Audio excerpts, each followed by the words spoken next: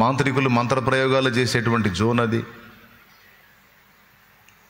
రక్తపు అన్నాలు కలిపి పెద్ద పెద్ద ముగ్గులేసి మంత్ర ప్రయోగాలు చేసే ప్రదేశం అక్కడ. దురాత్మల ఆవాహనం చేసే ప్రదేశం అది. ఎందుకంటే అవి కూడా చూశాను నేను అక్కడ. అలాంటి ప్రదేశంలో ప్రార్థనకి వెళ్ళి అబ్రహాం గారిని మొద్దు నిద్రపోయినట్టు గాఢ నిద్రపోయా. శోధనలో ప్రవేశించకుండాన్నట్లు మెలకువగా ఉండి ప్రార్థించండి అన్నాడు.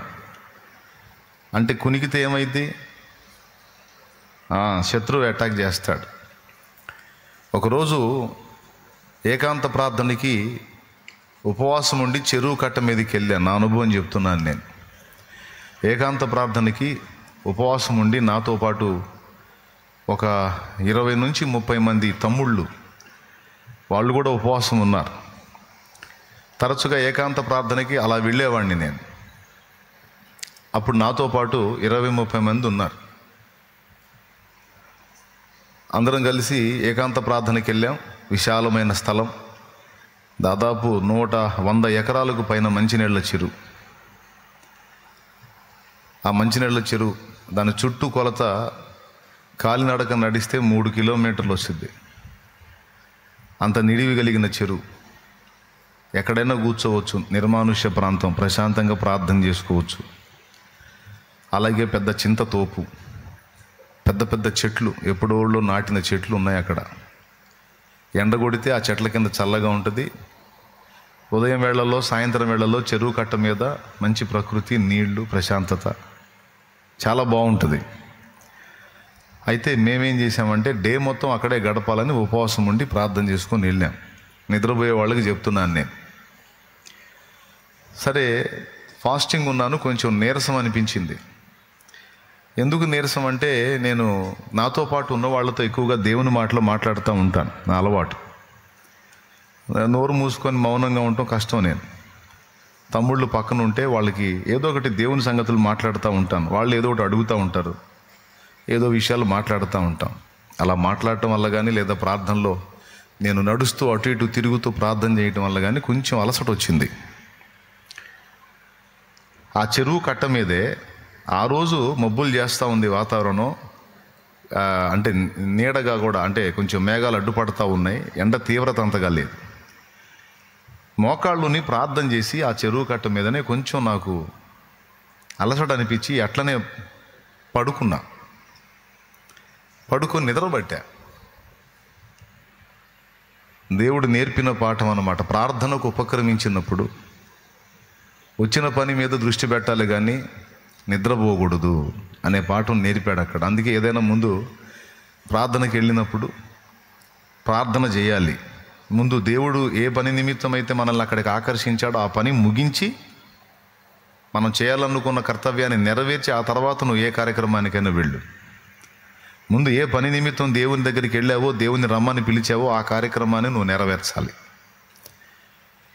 పండుకుండి నిద్రపోయాను. ఎంత నిద్రపోయానంటే ఒక కల కూడా వచ్చింది. కల వచ్చిందంటే ఒక రేంజ్లో నిద్రపోయినట్టేగా. పట్టపగలు మిట్ట మధ్యాహ్నం చెరువు కట్ట మీద చక్కగా దురాత్మల స్వైర విహారం చేసేటువంటి ప్రదేశం, వాటి అడ్డా లాంటి చోటు అది. మాంత్రికులు మంత్ర ప్రయోగాలు చేసేటువంటి జోన్ అది.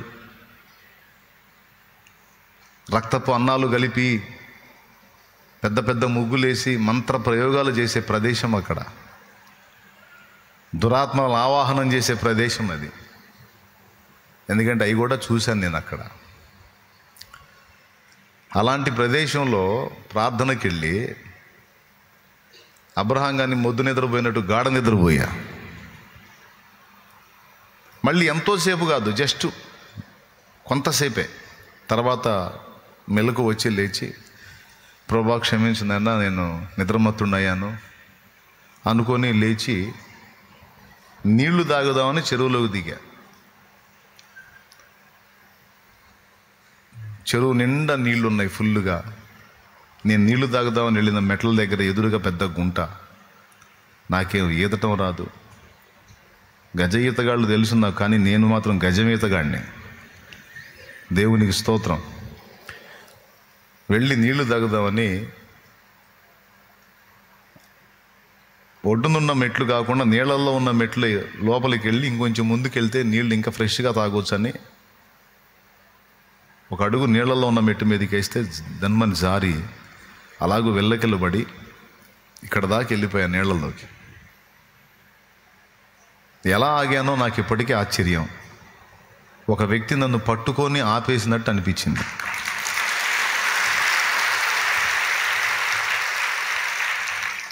లేకపోతే అప్పుడే షాలేం రాజు అనేవాడి కథ ముగిసేది. ఎందుకంటే పడటం వెల్లలికలో పడ్డాను, సగం పడ వెళ్ళిపోయాను నీళ్ళల్లోకి. నేను ఎదురు పడ్డ దగ్గర పెద్ద గుంట.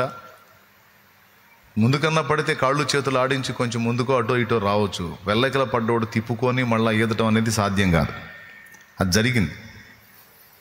దేవుని కృపను బట్టి కొంచెం నీళ్ళల్లో ఉన్న మెట్టే పాచి బట్టి జారే స్థితిలో ఉంటే లోపల ఇంకా డేంజర్గా ఉంటాయి. కానీ 3-4 మెట్లు దిగిపోయి కూడా ఒక వ్యక్తి నన్ను షర్ట్ పట్టుకుంటే కానీ ఆగిపోయినట్టు ఆగిపోయినా. అక్కడే కూర్చుండి కాసేపు ఆలోచించాను ఏం జరిగిందని. ఫస్ట్ నాకు గుర్తొచ్చింది ఏంటంటే, ప్రార్థనకు వచ్చినప్పుడు ప్రార్థన మీద ఏకాగ్రత పెట్టకుండా నిద్రపోవటం తప్పు అనేది నా ఆత్మలో నాకు అర్థమైంది. ఏమర్థమైంది? ఏ పని నిమిత్తం వచ్చానో ఆ పని జరగకపోవటం, దానికి బ్రేక్ పడుతుంది అంటేనే.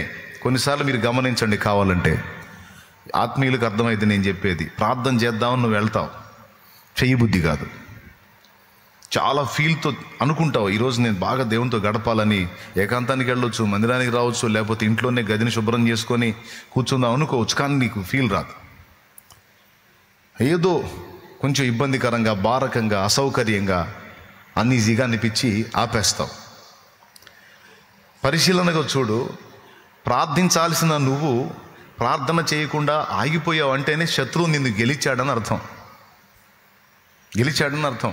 ఖచ్చితంగా దాని తాలూకు శోధనను అనుభవిస్తావు. ఒకసారి కాదు, 3 మారు నేను ఈ అనుభవాన్ని ఎరిగాను. 3 సార్లు. 3 సార్లు కూడా పడ్డాను నేను. ప్రార్థన చేద్దామని పోయి ప్రార్థన చేయకుండా ఒకసారి ఒట్టిగా కూర్చొని గంటల సమయం గడిపేశారు. ప్రార్థన చేయలే. పోయిన పని ఎందుకు పోయాను? చాలా తీవ్రమైనటువంటి ఆసక్తితో పోయా, ప్రార్థనలో గడుపుదాం, తండ్రితో గడుపుదామని. కానీ అది చేయలే. సోది మాటలు మాట్లాడుకుంటా టైం వేస్ట్ చేశా.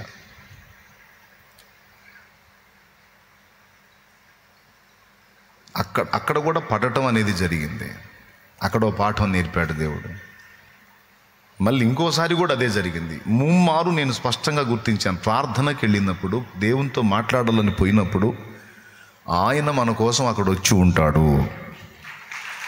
ఆయన మన కోసం ఉంటాడు. ఆయన సన్నిధి దిగొస్తుంది, తండ్రి వస్తాడు. నువ్వు ఇంత ఆసక్తితో ఆయన కోసం నేను వెళ్ళి దేవునితో గడపాలని నువ్వు సిద్ధపడినప్పుడే దిగొస్తాడు అక్కడికి. నా కుమారుడు వస్తున్నాడు, నా కుమార్తె వస్తుందని.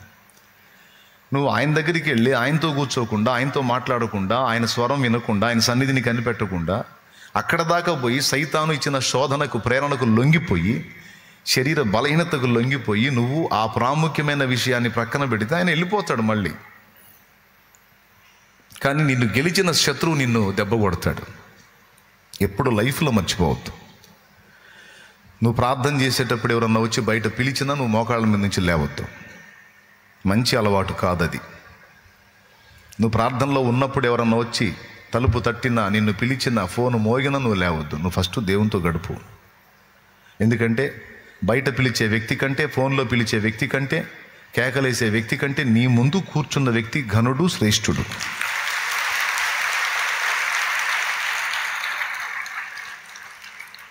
మిగిలిన వాటికి, మిగిలిన వాళ్ళకి రెస్పెక్ట్ ఇచ్చినట్టు ఆయన తృణీకరించినట్టు అయింది. కాబట్టి భక్తి సాధకులు ఎవరు కూడా అలా చేయొద్దు. ఈరోజు ఆన్లైన్ ప్రేయర్కి వచ్చిన మీతో కూడా అదే మాట చెప్తున్నాను నేను. ప్రార్థనలో దేవునితో గడుపుదాం, దైవ స్వరం విందాం, దేవుని మాటలు విందాం, దేవునికి మన గోడు చెప్పుకుందాం, దేవుని కార్యాలు చూద్దామని వచ్చారు మీరు.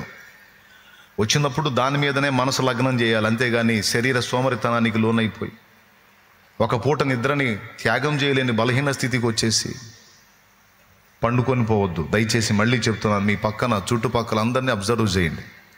ఒకవేళ నువ్వు అంత ఉండలేని వ్యక్తి అయితే ఇది ఇక్కడ రావటం వేస్ట్. ప్రార్థన చేసుకుని ఇంటికాడే బొబ్బో, ప్రభువా నేను అర్థం చేసుకొని ఆయన చేయగలిగింది ఏం లేదు.